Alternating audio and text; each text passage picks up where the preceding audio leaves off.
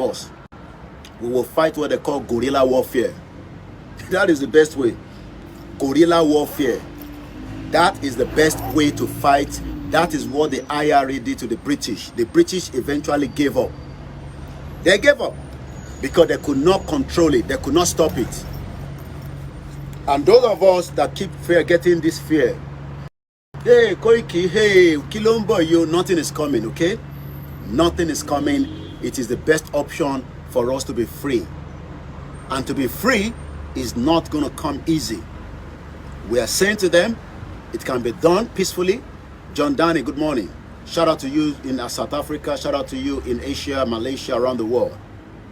Let us understand that the best thing to prepare our mind is that we will fight.